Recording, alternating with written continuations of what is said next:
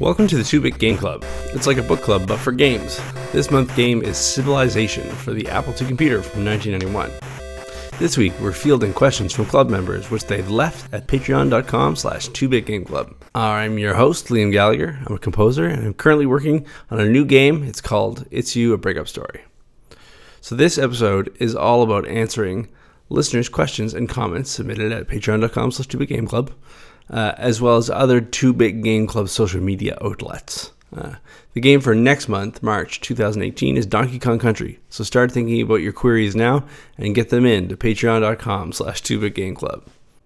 Charlotte Alexander asks, is happy in certain areas measured, or is it only measured as a whole population?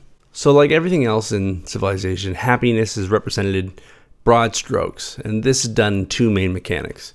The idea of civil disorder and We Love the Leader Day. And this is measured on a city-by-city basis. So, cities in disorders lose pretty much all of their industrial, scientific, and economic output and often begin to starve, which can lead to population loss. The opposite is true of We Love the Leader Day. The factors that lead to happiness are pretty common sense things.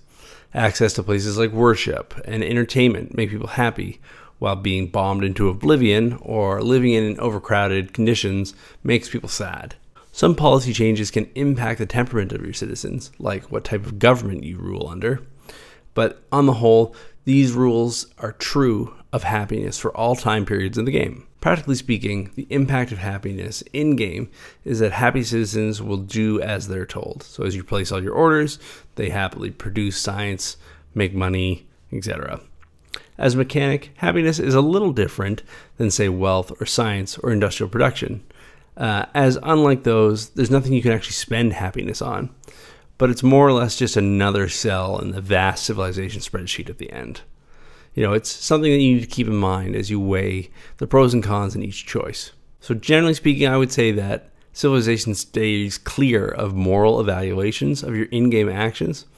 So certainly there's none of that tied into your prioritizing your people's quality of life over, say, some other political or economic goal.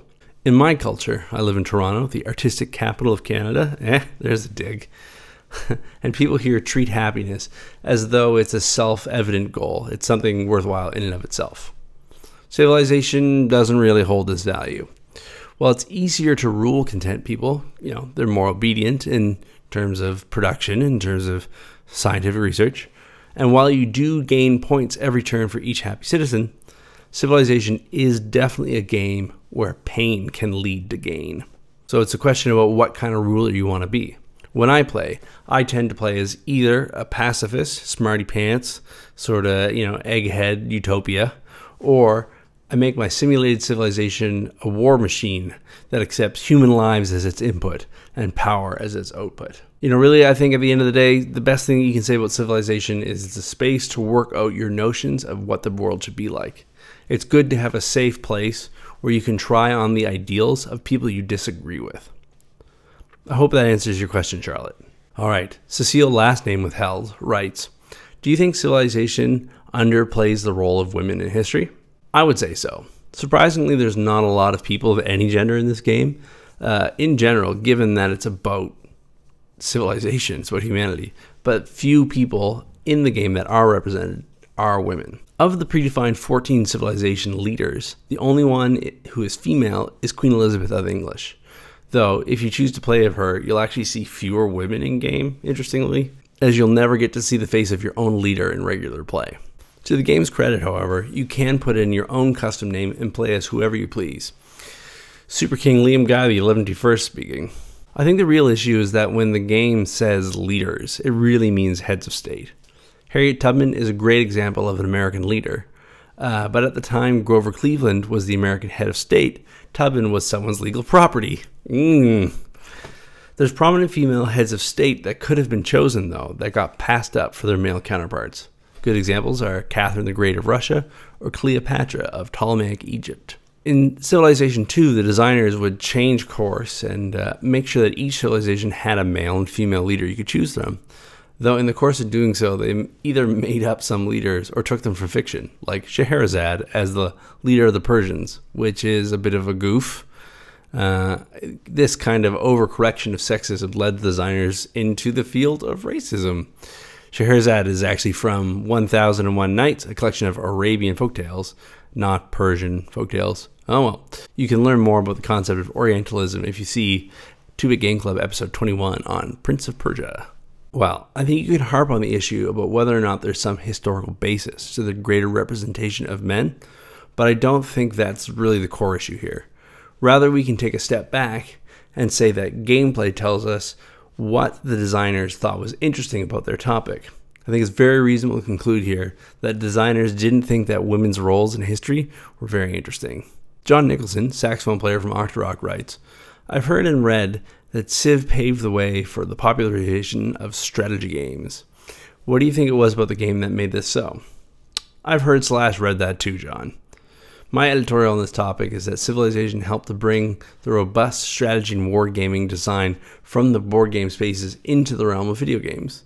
Prominent titles like Axis and Allies from 1984 and Francis Treishman's 1980 board game with the same name, Civilization, are good examples of this. These games, and many other like them, influenced a whole generation of video game designers. A good place to visit this theme is episode 8 of the 2-Bit Game Club, where we talk about Mule for the Atari, which is literally a rendering of a board-style game with a video interface. As is the case with many breakout games, there's always a precursor. For every nerd in a basement with a new idea, there's always some nerd in a deeper basement with a newer idea, until it's an endless series of ever deeper basements with ever newer ideas. Sid Meier's Civilization is not the first game to tackle this topic. It's just a breakout success. You should check out Armada 2525 by Robert T. Smith, which was also released in 1991, but earlier. Well, this game is very different than Civilization. It's clear that Robert T. Smith and Sid Meier were tapping into the same kind of wavelengths that were happening in 1991. Well, I wouldn't say that Civilization paved the way for the popularization of the strategy game genre. I would say that it is the first breakout success. And so when most people think back about the game that broke the mold, that really made it all possible, they're going to think about Civilization.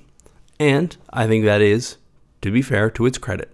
So thanks to everybody who wrote in to patreon.com/2bitgameclub. Everyone's questions were interesting, but I picked the ones that I think that I could answer best online. Everybody's ideas were really good, and I think are worth inquiry on their own, so I really hope that everybody looks into that.